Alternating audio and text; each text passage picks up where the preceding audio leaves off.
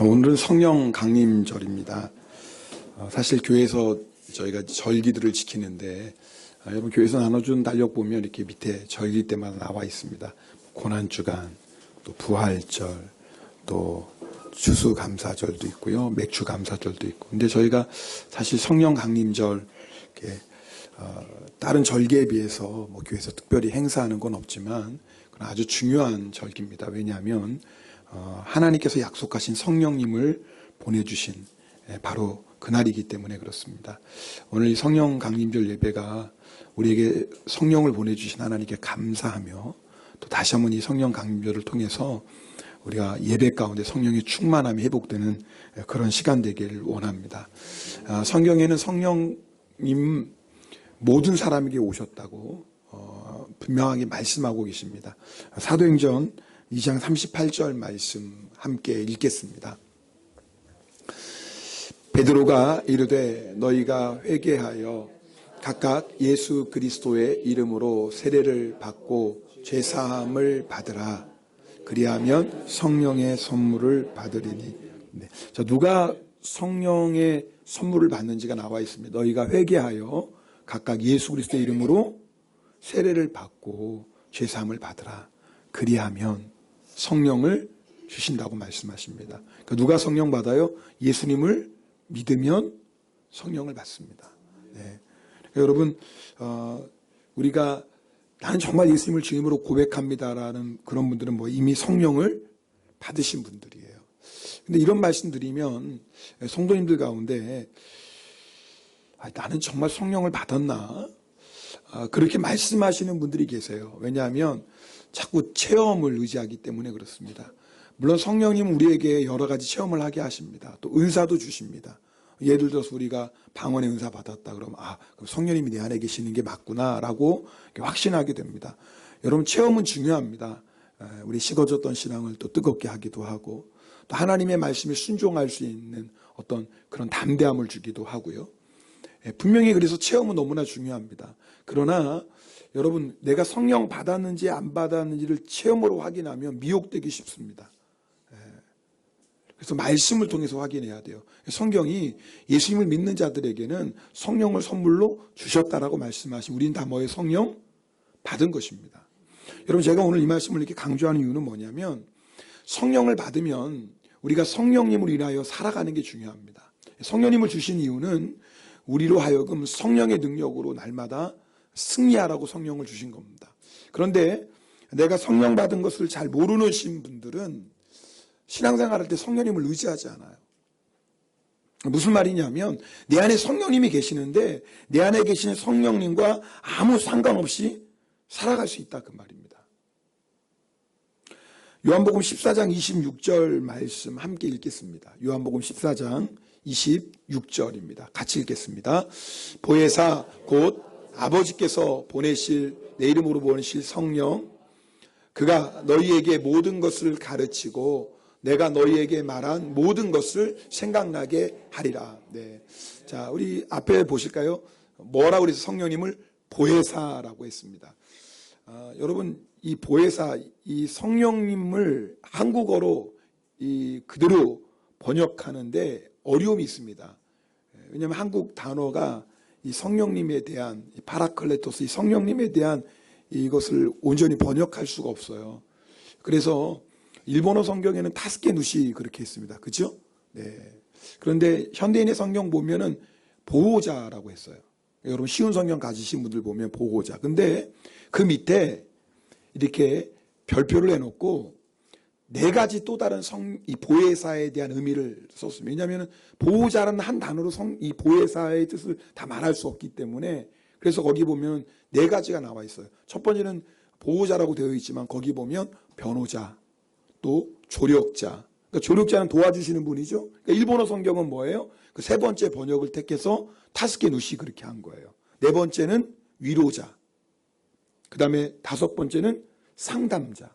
그러니까 여러분 이 보혜사라는 뜻 안에는 이 모든 뜻이 다 들어가 있는 거예요. 자, 이게 왜 중요합니까? 우리 안에 계신 성령님께서 하시는 일이라 그 말이에요. 그러니까 지금 내 안에 계신 성령님, 예수 믿는 자 누구나 다 성령을 선물로 받는데 우리 안에 계시는 성령님이 쉽게 말하면 이 5가지 일을 지금도 하고 계세요. 보호해 주세요. 그래서 여러분 성령님, 우리와 함께 하시는 성령님이 우리를 뭐 하신다고요? 보호해 주세요. 그러니까 여러분 우리가 걱정하고 염려할 일이 없는 거예요. 정말 보호자 되시는 성령님이 나와 함께 하는 것을 믿는 사람은 어떤 일을 만나도 두려워하지 않겠죠. 왜요? 보호자가 되시니까. 두 번째 성령님은 뭐예요?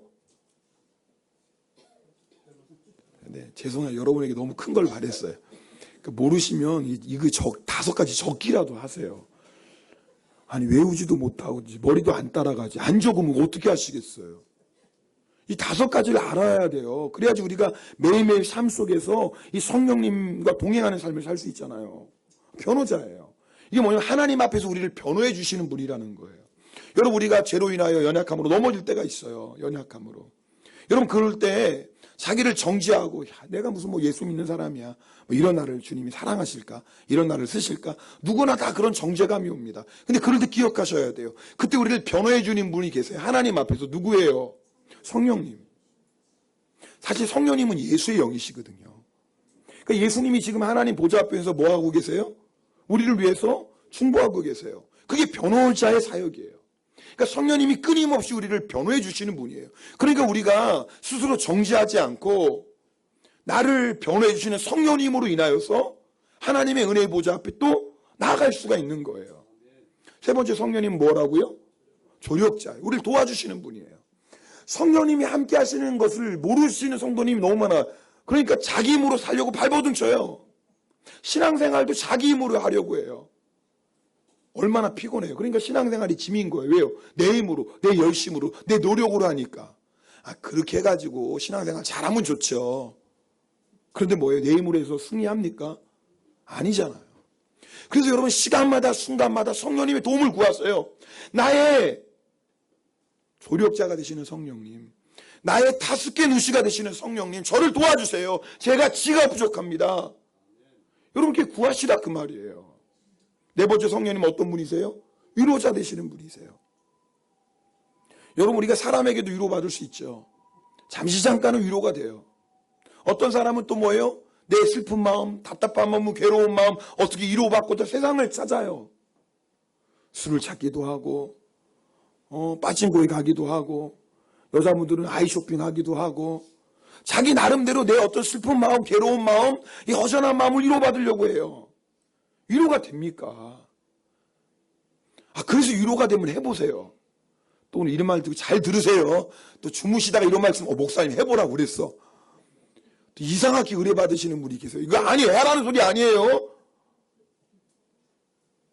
누구 주무시면서 깨워요. 오늘 교회 갔더니 목사님 해보라고 그랬다고. 아니 이단을 만드는 거예요 이제. 우리 안에 진짜 위로자가 계세요. 성령님이세요. 여러분 다 경험하시잖아요. 내 마음이 지치고 힘들고 괴롭고 슬플 때 여러분 어떻게 하세요? 무릎 꿇고 기도할 때 내 안에 계신 성령님이 위로해 주시지 않습니까? 내가 다 한다. 너 낙심하지 말아라. 그럴 때 그 성령님의 위로로 우리가 회복되는 거예요. 그래서 여러분 교회 올 때는 슬픈 마음, 괴로운 마음 가지고 왔지만 예배 가운데 살아계신 성령님을 만나면 예배 끝나고 돌아갈 때는 어떻게 돌아가요? 위로 가운데, 기쁨 가운데, 평안 가운데 돌아가잖아요.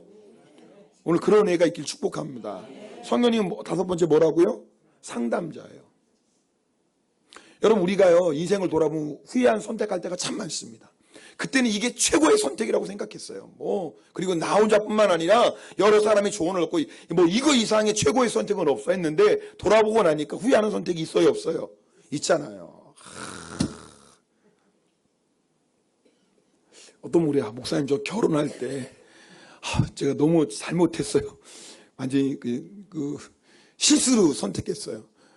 어떻게 하죠? 다시 물릴 수 없나요? 물릴 수는 없어요. 그건 그 선택은 물릴 수 없어요. 죽을 때까지 사셔야 돼요. 아멘을 안 하시네. 하나님이 짝져 주셨기 때문에. 알았어요? 목사님 저 그때 예수 안 믿어서 육신의 정욕 따라 세상 욕심 따라 결혼했는데 아니에요. 그래도 결혼은 하면 무조건 뭐예요? 한 몸이에요. 한 몸. 알았죠? 네. 그러니까 그러나 돌아보면 우리가 정말 후회하는 선택들이 있더라 그 말이에요. 왜 그래요? 내 생각으로 해서 그래요. 내 지혜로 해서 그래요. 여러분, 이제 예수 믿고 난 다음에 그런 후회하는 선택하시면 안 돼요. 우리 안에 상담자가 계시다니까요. 우리에게 예수 그리스도의 뜻을 알려주시고 우리에게 최고의 길을 예비하신 그 하나님의 뜻을 보여주시는 분, 뿐만 아니라 성령님은요, 그 길을 열어주시는 분이시기도 하고 그 길로 인도해 주시는 분이세요. 자, 여러분, 제가 오늘 5가지 성경의 보혜사를 5가지로 해석한다고 말씀드렸어요. 보호자가 되시고 우리의 변호자가 되시고 조력자가 되시고 우리의 위로자가 되시고 우리의 상담자가 되세요. 자, 그러면 내가 정말 이 성령님을 믿는다면 날마다 뭐예요? 이 성령님과 동행한다면 얼마나 우리가 풍성하고 능력 있는 삶을 살겠냐 그 말이에요. 그래서 성령님을 모시고도 여전히 걱정하고 두려워해요. 그 성령님과 상관없이 사는 거예요. 성령님을 모시고도 늘 스스로 정지하고 살아가요. 성령님과 상관없이 사는 거예요. 성령님을 모시고도 내 힘으로 발버둥치며 살다가 지치고 피곤하고 낙심하고 쓰러져요. 성령님과 상관없이 사는 거예요. 성령님을 모시고도 여전히 이 사람한테 위로받을까? 어디 세상에서 좀 이 허전한 마음을 좀 채워볼까? 이러고 살아요. 성령님과 상관없이 사는 거예요. 성령님을 모시고도 여전히 자기 생각, 자기 경험, 자기 계획 가지고 또 결정하고 살아가요. 나중에 가슴을 치며 후회할 일을 하고 살아가요. 자, 그러니까 오늘 이 말씀 보고 보니까 우리가 성령님과 상관없이 사는 삶이 너무나 많다 그 말이에요. 그래서 오늘 말씀을 통해서 성령님이 내 안에 계신 것을 여러분 먼저 확신하셔야 돼요. 그리고 오늘 예배를 통해서 성령님, 이제는 내가 날마다 성령님과 동행하는 삶을 살겠습니다. 할렐루야. 사실 예수님과 동행하는 사람이 성령님과 동행하는 삶이고, 성령님과 동행하는 삶이 뭐예요? 예수님과 동행하는 삶이에요. 왜요? 예수님께서 성령님을 보내줄 때 뭐라고 말씀하시냐면 내가 또 다른 보혜사를 보내준다고 그랬어요. 그러니까 원래 보혜사가 누구세요? 예수님이 보혜사예요. 예수님이 원래 보혜사인데 예수님이 하늘나라로 가시면서 내 제자들 너 걱정하지 말아라, 두려워할 거 하나도 없다. 내가 또 다른 보혜사, 나 말고 보혜사가 또 한 분 계셔. 내가 그분을 너에게 보내줄 테니까 절대 걱정하지 마. 그분이 누구예요? 성령님이에요. 그래서 성령님은 예수의 영이세요. 그래서 여러분, 오늘 왜 성령 강림절 예배를 드립니까? 내 안에 계신 성령님을 감사하며, 혹시 내가 주님을 믿고 성령님을 믿으면서도 매일매일 삶 속에서 성령님과 관계없이 살아갈 때가 얼마나 많았어요. 그러니까 오늘 예배를 통해서 정말 나에게 성령님을 주신 그 하나님의 놀라운 축복을 누리며 살자 그 말이에요. 그럴 때 우리들이 뭐예요? 성령의 풍성한 열매를 맺게 돼요. 네, 그럴 때 성령의 열매들을 맺게 된다 그 말이에요. 자, 오늘 본문 말씀 우리 함께 읽겠습니다. 다 같이 읽어볼까요? 자, 사도행전 1장 8절 말씀입니다. 시작.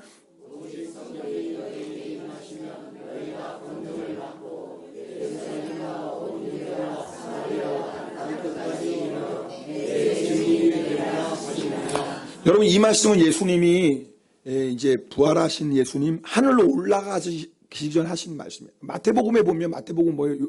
28장 19절 20절에 말씀하시죠. 그죠? 예수님 마지막 말씀. 갑자기 아시죠? 네, 갑자기 안 떠올라. 네. 그래요. 역시 앞에 앉은 분 수준이 달라. 너희는 가서 모든 민족을 제자로 삼아 아버지와 아들과 성령의 이름으로 세례를 베풀고 내가 너에게 분반 모든 것을 가르쳐 지키게 하라. 볼지어다 내가 세상 끝날까지 너희와 항상 함께 하시리라. 마태복음 그렇게 예수님 마지막 말씀이지만, 그러나 여러분 사도행전을 보면 예수님 마지막 말씀은 뭐예요? 이 말씀이에요. 다 예수님이 그때 함께 하신 말씀이죠. 자, 그런데 예수님이 뭐라고 말씀하시냐면 너에게 성령이 임할 거다. 약속하신 거니까. 근데 성령이 임하면 어떤 일이 나타나냐면 너희가 권능을 받을 것이다. 여기서 권능은요, 두나미스란 뜻이에요. 여러분, 이 성경의 두나미스는요, 특별히 예수님의 그 능력과 예수님의 힘을 나타낸 단어 가운데 하나이기도 해요. 자, 누가복음 8장에 보면 12년 동안 혈류병 앓던 여인이 있었어요. 12년 동안 여자가 하혈을 하니 뭐 제대로 살 수 있겠어요? 많은 의사를 찾아갔지만 소용이 없었어요. 가지고 있던 재산 다 쓰고 병은 더 심해졌어요. 소망이 없죠. 그래서 예수님의 소문을 들은 거예요. 병자를 고치고 죽은 자를 살리시는 예수님. 그래서 그 여인이 뭐예요? 기어서 뭐예요? 예수님의 옷자락을 만져요. 여러분 잘 아시는 거죠? 옷자락을 만지는 순간 어떤 일이 일어나죠? 네, 하혈이 멈추고 병이 났어요. 그때 예수님께서 이렇게 말씀하세요. 누가복음 8장 46절 말씀입니다. 같이 읽겠습니다. 예수께서 이르시되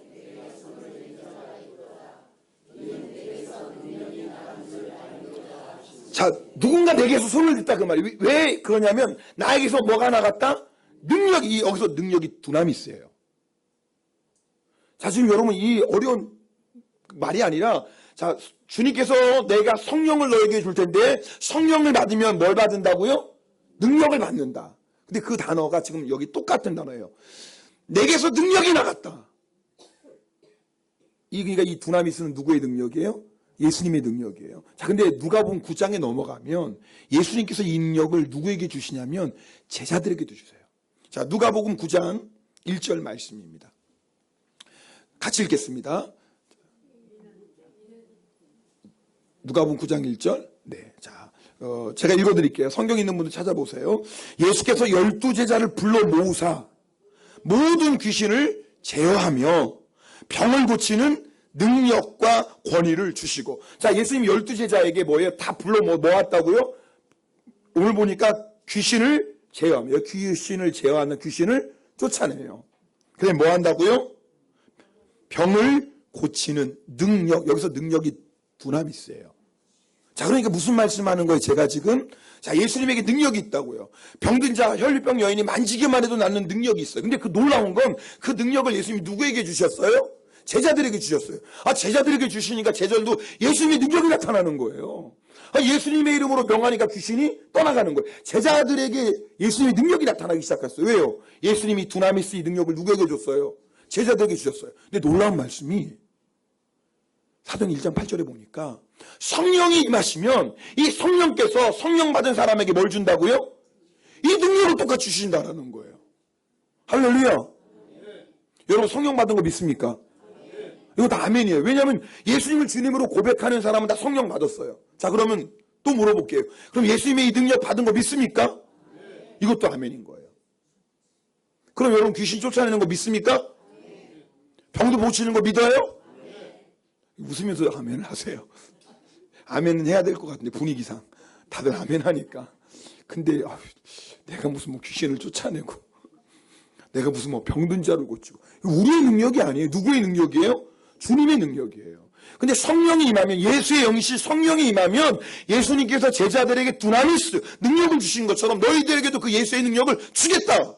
그러니까 너희도 예수님이 귀신을 쫓아낸 것처럼 쫓아낼 것이고, 예수님이 병든 자를 고친 것처럼 너도 병든 자를 고칠 것이고.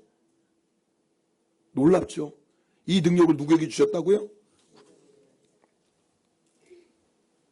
여러분, 그래서 우리에게는요, 성령의 이 두 가지가 아주 중요해요. 첫 번째는 우리 안에서 역사하시는 성령님, 보혜사 되시는 성령님의 역사예요. 아까 말씀드렸죠? 이 보혜사 되시는 성령님의 역사를 통해서 우리는 뭐예요? 성령의 풍성한 열매를 맺게 돼요. 또한 성령이 우리에게 두나미스 능력을 주시는 분이에요. 이 능력을 가지고 귀신도 쫓아내고 병든 자도 고치면서 뭐예요? 지혜의 복음을 능력 있게 전해요. 주님께서 성령을 보내주시고 성령께서 우리에게 이런 권능을 주신 이유가 뭐예요? 다른 게 아니에요. 자랑하라고 준 게 아니에요. 뭐예요? 이거 가지고 뭐 하라고? 네, 예루살렘과 온 유대와 사마리아와 땅끝까지 이르러 내 증인되라. 그러니까 주님이 그냥 전도 보내신 게 아니에요. 여러분 마태복음 10장에 보면 우리를 마치 양을 뭐예요? 이리 가운데 보내는 거예요. 이리 가운데 양을 보낸 것 같다고 주님이 말씀해요. 여러분 생각해 보세요. 아니 어떻게 여러분 이리 가운데 양이 살 수 있어요? 근데 우리를 보내셨어요. 주님 우리를 보내시는데 마치 이리 가운데 양을 보내시는 것 같았어요. 그러니까 그냥 보내시면 안 돼요. 우리에게 뭘 주셔야 돼요? 능력을 주셔야죠. 능력을. 그래서 뭐예요? 성령을 주셨다 그 말이에요. 그러니까 성령 받은 사람은 능력 받은 거예요. 우리가 하나님의 말씀이에요. 그래서 그 능력 가지니까 그 능력 가지고 우리가 이 일 가운데 들어가지만 이 일가를 무서워할 게 없는 거예요. 왜요? 성령의 능력이 우리와 함께 하시니까. 여러분 이 두 가지가 중요해요. 여러분 우리가 자기 성향상 어느 한쪽으로 치우칠 수 있어요. 그래서 어떤 우리 안에서 역사하시는 보혜사 되시는 성령님을 더 이렇게 의지하는 분이 있을지도 몰라요. 여러분 그래서 우리가 성령의 열매 맺어요. 어떤 사람은 눈에 나타나는 이 성령의 역사, 뭐 은사가 나타나고 귀신도 쫓아내고 병도 고치는 어떤 사람은 이게 더 중요하게 생각하는 사람이 있을 수 있어요. 근데 여러분은 아니에요. 이건 다 누구의 역사예요? 성령님이 하시는 일이에요. 그러니까 어느 한쪽을 선택하면은 안 돼요. 둘 다 중요해요. 반드시 우리는 보혜사 되시는 성령님과 날마다 교제함으로 말미암아 성령의 열매를 맺어야 되고, 할렐루야. 동시에 또 뭐 해야 돼요? 성령이 능력 주셨으니까 그 능력을 뭐 해야 돼요? 능력을 어떻게 해야 돼요? 사용해야지. 뭐 할 때? 복음 전할 때. 여러분, 이 두 가지가 우리에게 다 균형을 이루어야 돼. 그게 바로 초대교회였어요. 자, 우리 사도행전 4장 32절 말씀 함께 읽겠습니다. 사도행전 4장 32절입니다. 시작.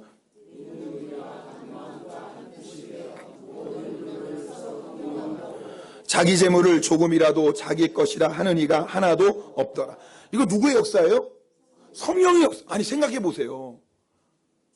아니, 이 돈을 자기 거라고 생각하지 않고 이것까지도 함께 다 공유해서 생활하는 거예요. 이게 어떻게 사람이 가능하겠어요? 이거 불가능하죠. 자기 생명처럼 생각하는 돈. 근데 성령님이 임재하시고 성령님이 역사하시니까 뭐예요? 자기가 가지고 있는 것들 다 나눠주는 거예요. 자, 그런데 그 다음 절도 보세요. 33절입니다. 같이 읽겠습니다. 시작. 사도들이 큰 권능으로 주 예수의 부활을 증언하니. 그 다음요. 증언하니. 네. 무리가 큰 은혜를 받아. 네. 큰 은혜도 받아요. 자, 저 보세요. 네. 여기 큰 권능이 나와요. 쟤 왜 저래요? 제가 저랬구나. 네, 못 읽으셨네. 네. 절 보세요. 네. 절, 네. 동지섰다 꽃 본 듯이 절을 보세요. 안 보이면 저거 보지 마. 쟤 왜 저런데? 나중에 권사님 좀 이렇게 해주세요. 어디까지 했죠? 동지섰달. 동지섰달 꽃 본 듯이 저를 봐주세요. 자, 보세요. 여러분, 성령님께서 역사하시니까 사도들 통해 권능이 나타나요. 초대교회는 성령님 맺게 하는 열매가 풍성했어요. 그러니까 자기 물건을 자기 것이라고 여기지 않고 함께 나누고 베풀면서 사랑의 공동체가 됐어요. 이게 성령의 열매죠. 동시에 뭐예요? 복음을 전할 때 권능이 나타났어요. 이 두 가지가 조화를 이뤘다 그 말이에요. 그러니까 여러분, 나는 열매야. 열매 당연히 맺어야 돼. 왜? 예수님 우리에게 뭘 찾으세요? 열매를 찾으시니까. 그러나 동시에 우리에게 뭐가 필요해요? 예수 그리스도의 복음을 증거할 때 이런 능력이 나타나야 돼요. 이 두 가지가 뭐예요? 같이 가야 돼요. 또 어떤 사람은 은사 능력만 얘기하고 열매 안 맺어요. 그거 정말 위험한 겁니다. 여러분, 성령의 열매가 없는, 인격과 삶의 변화가 없는 능력은요, 다른 사람도 실족시키고 결국 자기도 망한다 그 말이에요. 이 두 가지가 초대교회처럼 균형을 이뤄야 돼요. 그런데 초대교회에 어떤 역사가 일어나냐면 제가 읽어드릴게요. 사도행전 2장 47절. 온 백성에게 칭송을 받고. 온 백성 뭐예요? 예수 믿지 않는 사람들에게 뭘 받았다고요? 칭찬을 받고. 그 다음에 뭐예요? 주께서 구원받는 사람을 날마다 더하게 하시리라. 그러니까 초대교회 성도는요, 성도들에게는 이 성령의 열매가 나타나는 거예요. 그러니까 많은 사람이 칭찬받아요. 뿐만 아니라 뭐예요? 성령의 능력이 나타나요. 그러니까 많은 사람들 주님 앞으로 인도해야 돼요. 우리 두 가지가 우리에게 있느냐 확인해 보자 그 말이에요. 그런데 저를 보세요. 이 초대교회가 핍박을 받아요. 여러분 아시는 것처럼. 이상해요.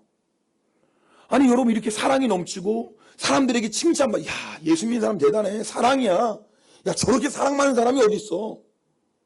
여러분, 예수 믿는 사람 사랑 많아야 돼요. 우리 옆에 분하고 인사하겠습니다. 나처럼 사랑 많은 사람 보셨어요? 시작. 이럴 때 그냥 없지 해줘야지. 봤지 이렇게 대답하시면 안 돼요. 다시 앞뒤 분하고 인사하겠습니다. 나처럼 사랑 많은 사람 봤어요? 시작.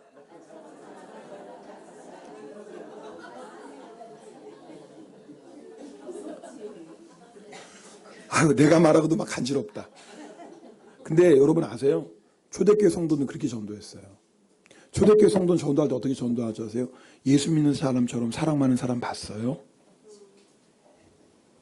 그럼 그 말 듣고 사람들이 다 인정했어요. 맞지. 예수 믿는 사람처럼 사랑 많은 사람 없지. 이거 우리가 지금 잊어버린 거예요. 우리 그렇게 전도 못해. 이제는 거꾸로 전도해요. 다들 허물 많고 교회도 문제 많지. 사람 보지 말고 예수 믿음, 예수님 바라보고. 이건 여러분 물론 반은 맞는 말이에요. 저도 성도들에게 그래요. 시험 들었을 때 사람 보지 마세요. 예수님. 근데 이렇게 말하는 저도 마음이 너무 이뻐요. 원래 이건 맞는 게 아니에요. 틀린 말은 아니지만 진리는 아니에요. 원래 이렇게 얘기해야 돼요. 권사님 보세요. 우리 교회 권사님들. 이렇게 사랑 많은 분 봤어요? 우리 교회 집사님들 보세요. 이렇게 사랑 많은 분 봤어요? 우리 교회 성도님들 보세요. 이렇게 사랑 많은 사람 봤어요? 예수 믿으면 이렇게 사랑으로 사람 변화돼요. 인격이 변화돼요. 원래 이렇게 말할 수 있어야 돼요. 그게 초대교회였어요. 누구의 역사죠? 성령의 역사예요. 근데 그런 초대교회가 핍박을 받았어요. 왜 핍박을 받았어요? 예수님 전하기 때문에 그래요. 여러분 마귀가 초대교회를 핍박하는 이유는 딱 하나예요. 예수님 전하지 못하게. 여러분 이 말씀 잘 들으셔야 돼요. 우리가요 모여서 뜨겁게 예배하고 성경 공부 열심히 하고 아무리 사랑으로 교제해도 복음을 전하지 않으면 마귀는 가만히 놔둬요. 왜 그런지 아세요? 복음을 전하지 않는 교회는 교회의 사명을 감당하지 않는 교회예요. 물론 교회의 사명은 여러 가지 있어요. 함께 모여 예배 드리는 거 교회의 사명이죠. 오늘 우리가 주일에 함께 모여 예배 드리는 거 이거 있어야 돼요. 또한 믿음으로 교제해야 돼요. 사랑으로. 이 교회의 사명이에요. 또 말씀으로 훈련도 받아야 돼요. 서로서로 봉사해야 돼요. 그러나 여러분 예배가 정말 하나님이 기뻐 받으신 예배고 우리의 교제가 살아있는 교제고 정말 하나님의 말씀으로 제대로 훈련받고 있고 우리가 정말 하나님대로 봉사하고 있다면 반드시 5가지 열매로 나타나야 돼요. 마지막이 뭐라고요? 복음을 전하는 모습이 반드시 있어야 돼요. 만약에 5번째 복음을 전하는 게 없으면 예배와 교제와 성경 공부 훈련과 섬김은요 물음표 찍어야 돼요. 이게 정말 주님이 기뻐하시는 건가 물어봐야 돼요. 결국 뭐예요? 이 모든 것들을 통해서 마지막에 뭐예요? 영혼 구원. 우리의 믿음의 결론이 뭐예요? 영혼 구원이에요. 할렐루야. 여러분 예수 믿는 목적이 뭐예요? 영혼 구원이에요. 할렐루야. 이게 우리의 신앙생활의 목적이에요. 아무리 뜨겁게 와서 예배드리고 찬양 뜨겁게 하고 뭐 성경 공부 열심히 해도 구원 못 받았다. 그러면 신앙생활 잘한 거예요? 잘못한 거예요? 잘못한 거죠. 잘못한 거죠. 그래서 이단이 문제 아니에요? 이단처럼 열심히 신앙생활하는 사람이 어디 있어요? 근데 결국 뭘 구원받을 수 없는 거예요. 그 신앙생활 잘못한 거예요. 여러분 제가 오늘 이 말씀 드리는 이유가 너무나 중요한 거예요. 결국 성령을 받은 사람은 내 삶에 성령의 열매를 맺지만 동시에 뭐예요? 성령의 능력 가지고 복음을 전할 수 있어야 되는 거예요. 초대교회 성도들이 예수님을 전하는 것 때문에 핍박받을 때 이런 기도들이에요. 우리 성경 있는 분은 찾아보십시다. 사도행전 4장 29절 30절이에요. 성경 다 있죠? 교회 올 때 뭐 갖고 오는 거예요? 핸드폰이 아니에요. 교회 올 때 뭐 갖고 오는 거예요? 성경. 교회 앞에 빛이 된 건 누구의 준비한 거예요? 새신자나 방문자지. 교회 다니는 사람 여러분 이거 거기서 배치한 거 아니에요? 그러니까 성경 다 갖고 오셔야 돼요. 교회 다니. 자, 사도행전 같이 읽어보겠습니다. 자, 4장 29절 30절 시작. 주여 이제도 그들의 위협함을 굽어보시옵고 또 종들로 하여금 담대히 하나님의 말씀을 전하게 하여 주시오며 손을 내밀어 병을 낫게 하시고 표적과 기사와 거룩한 종 예수 이름으로 이루어지게 하옵소서 하더라. 아멘. 초대교회 성도들의 기도 여러분 보세요. 초대교회 성도들이 핍박받을 때 주님 핍박이 없게 해주세요. 그렇게 얘기하지 않았어요. 왜요? 복음을 전하는 자의 핍박은 당연하다. 근데 뭐에게? 주여 핍박 가운데 우리를 지켜주세요라고 기도했다고요. 여러분 초대교회 성도들이 기도한 거 2번째 뭐예요? 핍박 가운데 주여 움츠러들지 말게 해주세요. 핍박 때문에 복음 전하는 거 뒤로 물러서지 말게 해주세요.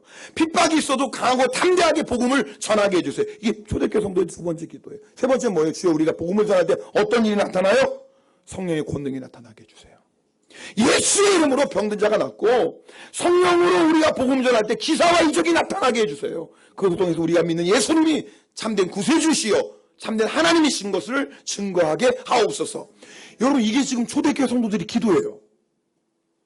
이렇게 기도할 때 어떤 역사가 일어났어요? 그 다음 절 볼까요? 31절 읽겠습니다. 31절입니다. 자 시작.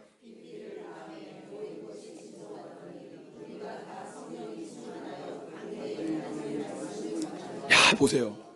이렇게 기도했더니 어떤 역사가 일어났어요? 아니, 어떤 역사가 일어났어요? 진동하더니 진동. 여러분 사도행전 2장이 성령 강림의 역사예요. 우리 잘 알죠? 급하고 강한 바람이 불고 하늘에서 불의 혀같이 갈라진 것이 각 사람 위에, 이게 사도행전 2장 성령의 강림의 역사예요. 이건 우리에게 이미 이루어졌어요. 할렐루야. 왜냐하면 예수 믿는 사람이 이미 성령이 강림하셨으니까. 근데 여러분 아셔야 돼요. 사도행전 4장은요 성령 강림이 아니라 성령 충만의 역사예요. 사도행전 2장은 성령이 임하셨던 성령 강림의 말씀이라면 사도행전 4장은 성령 충만이에요. 이미 성령 받았어요. 그러나 이들이 핍박 가운데 주여 우리가 핍박을 무서워하지 않고 담대히 주의 복음을 전하게 하시고 주의 복음을 전할 때 병든 자가 고침받고 약사를 예수의 이름으로 기사와 표적이 나타나게 하소서라고 간절히 기도해. 어떤 역사가 나타났어요? 그 모인 곳이 진동했어요. 예전에요 말씀드린 우리 선교팀이 여름에 단기 선교 왔어요. 올해도 이제 단기 선교 들어오는데 3층에서 기도하다가 지진이 난 거예요. 지진. 근데 한국 사람들은 지진을 경험한 적이 없어요. 이제 한국에서 지진이 이제 가끔 일어나서 그렇지만 그때는 포항 지진 일어나기도 전이고. 그러니까 이 선교팀이 얼마나 뜨겁게 막 간절히 막 흔들리는 것들이 뭐예요? 야, 사도행전 4장 역사가 일어났나 보다. 야, 우리도 이렇게 기도하니까 막 진동하네. 그 제가 고민이 됐어요. 이걸 사실대로 얘기를 해야 되나. 사실대로 얘기하면 또 한 가서 보호할 거 아니에요. 우리가 기도할 때 사도행전 4장처럼 막 진동의 역사에 이렇게 또 하면 안 되잖아요. 그래서 제가 지진이에요. 지진. 그래서 이제 좀 미안하긴 했지만 여러분 보세요. 현대교회인들의 약점이 뭔지 아세요? 우리 약점이? 성령님께 순종하지 않아요. 성령님과 동행하지 않아요. 그러니까 성령의 열매가 없어요. 그러니까 너무 부끄러운 거예요. 이제 초대교회 성도는 전도 못해요. 예수 믿는 사람처럼 사랑 많은 사람 봤어요? 나 보세요. 나 예수 믿고 변화됐잖아요. 이런 말 못해요. 정말 우리 현대교회의 아픔이에요. 그거 회복해야 돼요. 우리의 힘으로 열매 맺는 게 아니잖아요. 성령님이 하시잖아요. 근데 또 현대교회의 아픔이 있어요. 뭔 줄 아세요? 복음을 부끄러워해요. 사람들의 눈을 너무 의식해요. 핍박을 싫어해요. 그래서 제대로 예수님도 못 전해요. 이런 사람들이 말하죠. 삶의 전도가 중요하죠. 맞죠? 삶의 전도 중요하죠. 나도 제대로 예수 못 믿는데 무슨 예수님 전하라고 합니까? 맞죠? 틀린 말은 아니에요. 근데 속지 마세요. 성경에 그런 말씀 하나도 없어요. 찾아와 보세요. 나도 예수 제대로 못 믿으면 예수 전. 물론 성경은 말해요. 복음에 합당한 거룩한 삶을 살아라. 그래서 너희로 하면 세상에 비방받지 말게 하라. 분명히 그런 말씀이 있어요. 근데 중요한 건 그것이 예수님 전하지 말아야 되는 이유가 되는 구조는 하나도 없어요. 대표적인 얘기 들어볼까요? 수가성 여인이에요. 여러분 수가성 여인 아시죠? 요한복음 4장에 나오는 남편이 몇이었었어요? 5. 지금 사는 남자는 남편 아니야. 그러니까 여러분 얼마나 지금도 그런 여인이 있다면 사실 인생이 쉽지 않지만 예수님 당시에 그런 여자가 있다는 게 사람들이 어떻게 하겠어요? 그러니까 한낮에 오는 거예요. 여러분 이스라엘 사람들은 낮에는 절대 움직이질 않아요. 자요. 집안에 있어요. 근데 한낮 정오에 왜요? 왜? 여자들이 보이면 항상 우리 교인들이 이래요. 이건 뭐예요? 은혜를 나누고 사랑을 나누고 예수님을 전하고 주님을 찬양하고 할렐루야. 우리는 정말 너무 좋아요. 근데 이제 그렇지 않은 여인들은 뭐예요? 모이면 네. 그러니까 이 여인이 뭐 하는 거예요? 우물가에 안 가는 거예요. 가면 뭐 하겠어요? 그러니까 아무도 없는 시간에 한낮에 우물가에 갔어요. 근데 거기서 누굴 만나요? 예수님이 찾아가신 거예요. 예수님이 전도하러 사마리아 가신 거예요. 누구를? 그 여인을. 놀랍죠? 그 여인이 예수님을 만났어요. 물동이를 버려두고 마을에 가서 뭐 합니까? 내가 예수 만났다. 그럼 동네사람이 뭐라고 그랬어요? 야, 너 같은 게 무슨 예수야? 너나 똑바로 살아. 너 남편 5이나 있어. 지금 남편 아니잖아. 무슨 너 같은 게 예수냐? 너나 제대로 믿고 예수 얘기를 해. 그랬나요? 그러지 않았어요. 여러분 아세요? 우리가 삶이 부끄럽고 연약해도 예수 그 이름은 거룩한 이름인 줄 믿습니다. 그 이름이 능력이에요. 그 이름이. 놀라운 일은 그 여인의 얘기를 듣고 사람들이 예수님께로 와요. 기가 막히죠. 그리고 예수님을 믿어요. 기가 기가 막히죠. 왠 줄 아세요? 예수의 이름의 능력이에요.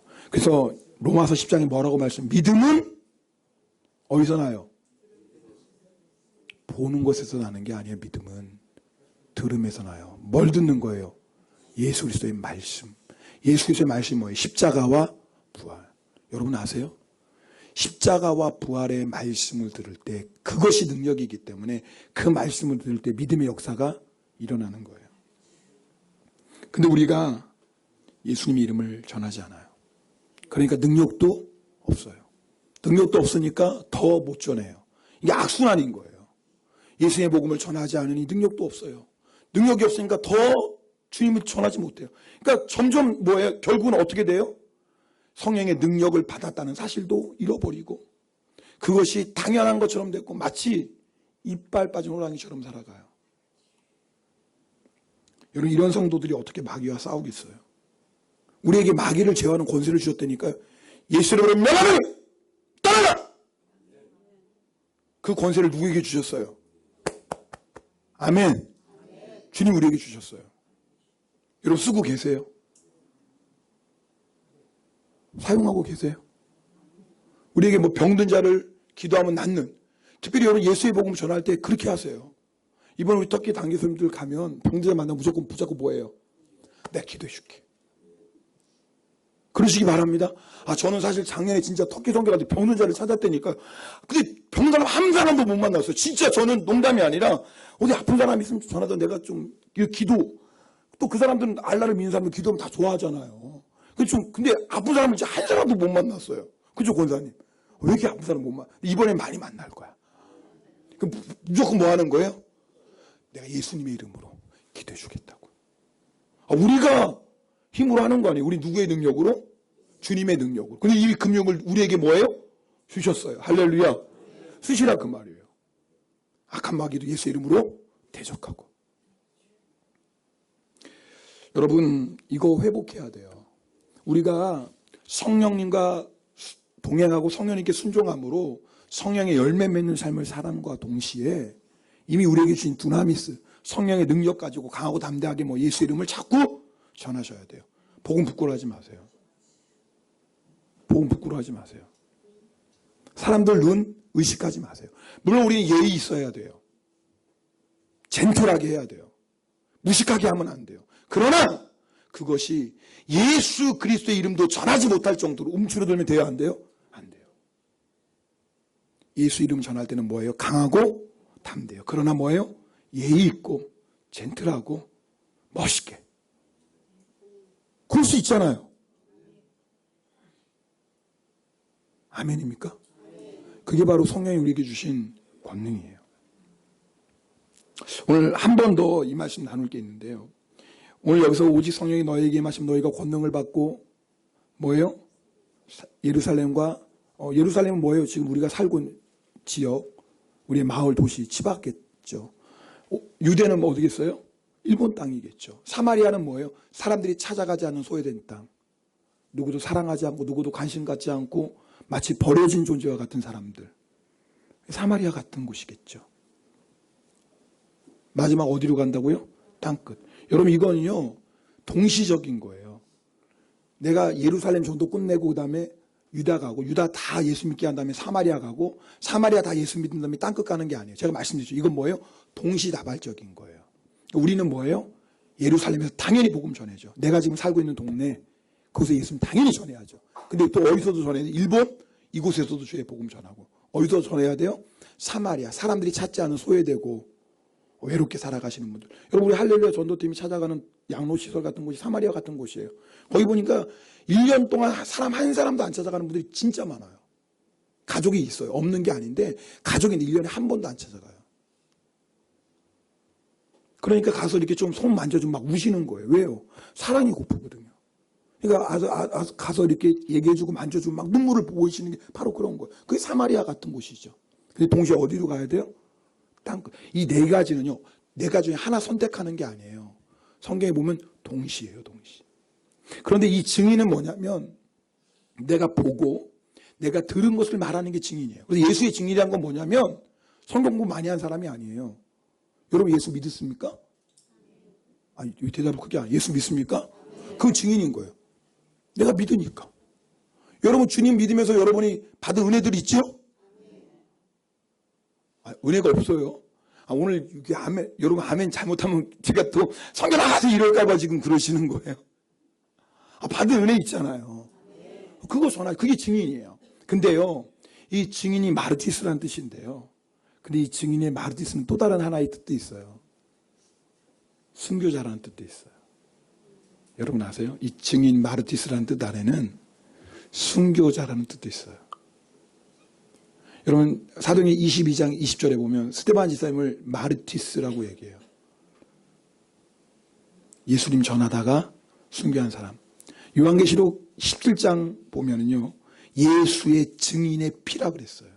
그러니까 증인과 마르티스 같은 단어고 순교자와 마르티스 같은 단어예요. 이게 무슨 말이에요? 여러분 우리가 예수님을 전하는데 어떤 상황에서도 주님을 전해요. 핍박과 환란이 있어도 예수님을 전해요. 심지어는 뭐예요? 죽음의 위협이 있어도 예수님을 전해요. 그게 그리스도인이에요. 여러분 우리가 살아도 누구를 위해 살아요? 주님을 위해 살고 죽어도 누구를 위해 죽어요? 이 말은 이렇게 바꿔도 돼요. 살아도 예수님 전하고 예수님 전하다 뭐예요? 죽는 거. 그게 성도예요. 살아있을 때 예수님 전하고 예수님 전하다 뭐예요? 죽는 것. 성경이 말하는 증인이 바로 그거예요. 여러분 내일 우리 터키 단계성 가는데 갑자기 이 말씀하셔서 부담되실지 모르겠지만 여러분 사실 우리가 다 예수님의 증인이고 마르티스예요. 마르티스라는 건 뭐예요? 생명 바쳐 예수님을 전하는 거예요. 제가 이 말씀을 준비하면서 너무 감사한 거예요. 왜요? 우리가 생명을 바쳐도 아깝지 않은 인생의 목적이 있다라는 거. 지금 무슨 말씀인지 아시겠어요?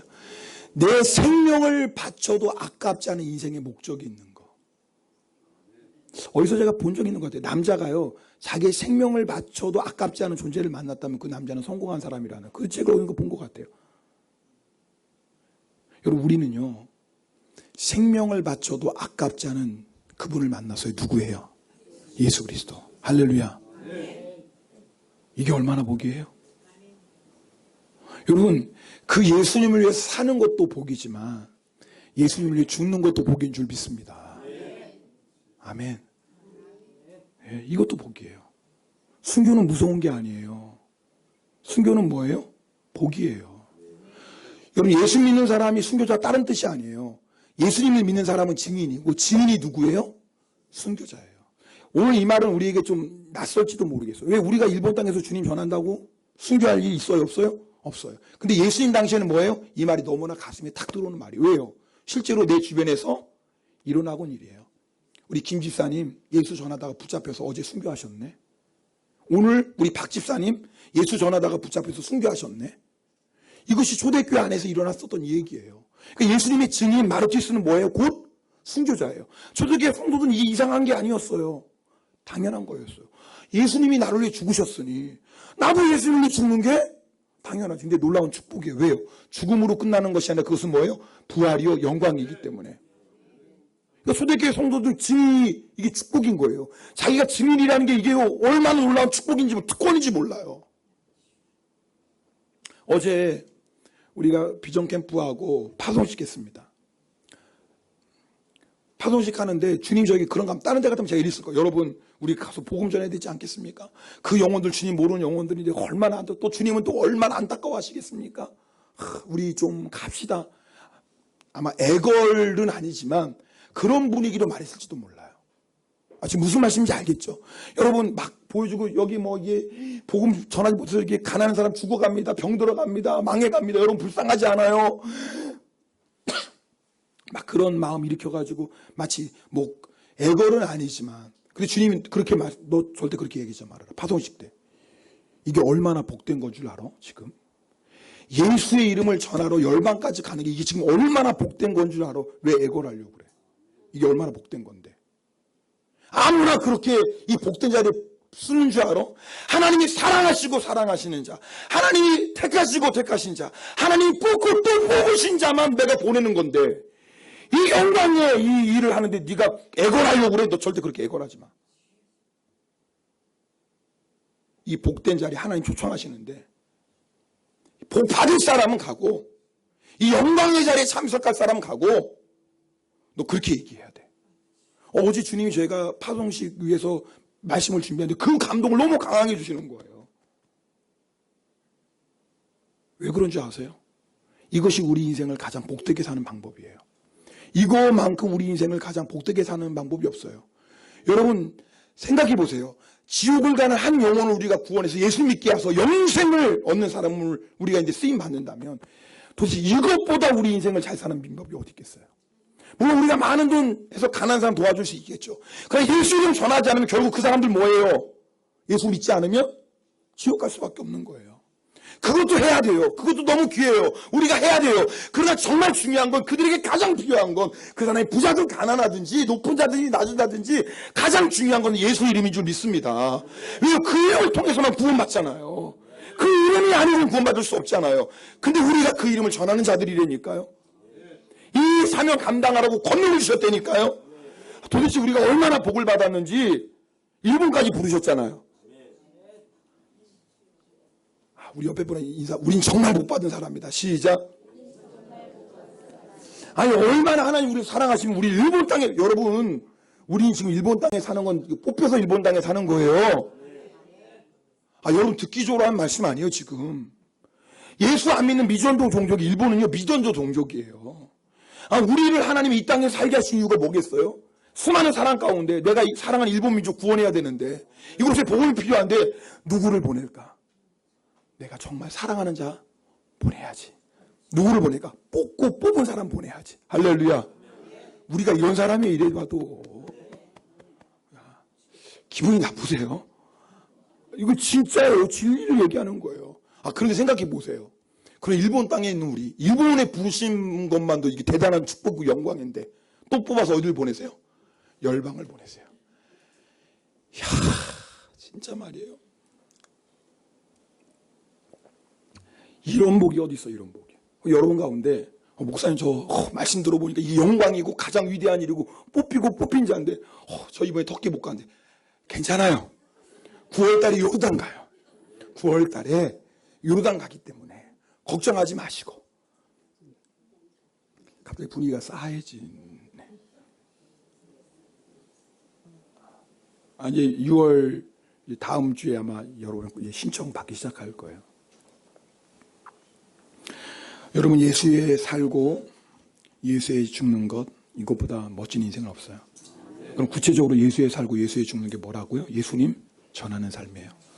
우리가 사는 동안 가정주부든 학생이든 직장인이든 내가 어느 자리에 있든지 뭐 하는 거예요? 예수님 전하다가. 그리고 어떻게 죽는 거예요? 전하다가 죽는 거예요. 오늘 이 시간에 우리 함께 찬송하겠습니다. 네, 우리 성령이여 임하소서 우리 힘차게 박수하며 찬송할 텐데 여러분 이 가사 다 아시죠? 성령이여 우리 이건사님 좀 가사를 불러주시면 좋겠네요. 네, 왜냐하면 나오네요. 네. 여러분 힘차게 박수하며 찬송하실 텐데 우리 찬송할 때 우리 이번에 터키 가시는 분 좀 일어나시기 바랍니다. 자리에서 터키 가시는 분들 일어나세요. 터키 가시는 분들.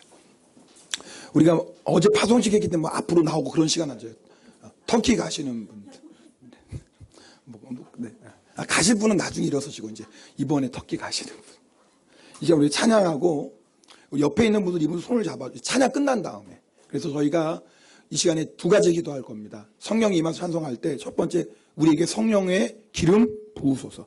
이미 우리 성령 받았어요. 그럼 우리에게 사도행전 4장의 역사. 성령이 임하셔서 진동한 성령이 충만한 역사가 필요해요. 첫 번째 기도 제목이 다른 거 구하지 말고 우리에게 성령의 충만함을 주시옵소서. 두 번째 기도할 때는 뭐예요? 우리 옆에 있는 분들 이제 찬송 끝나고 기도할 때 손잡고 옆에 있는 터키 가시는 분 있죠 주변에 앞뒤 있는 분들이 이렇게 손 얹고 기도하는 거예요. 뭐 다 모이지만 옆에 있는 앞뒤 있는 분 손을 딱 얹고 어떻게 기도하시는 거예요? 주여 성령의 기름을 갑절로 부어주소서. 성령의 능력을 갑절로 부어주소서. 그래야 해서 그 땅에 가서 어둠의 권세를 꺾고 대적의 문을 취하고 하나님의 나라가 이들을 통해 세워지게 하소서. 우리 시간에 힘차게 찬송하고 기도할 때 여러분이 두 가지예요. 하나는 뭐예요? 우리에게 성령의 충만함을 주시옵소서. 또 하나는 뭐예요? 이 터키 팀들, 우리 여기 없지만 우리 김수미 집사님, 니시무라 집사님, 조사스카상 기도하시고, 옆에 있는 분들은 뭐예요? 그분들 손을 얹고 손잡고. 자, 우리 뜨겁게 박수하면서 우리 찬송하겠습니다.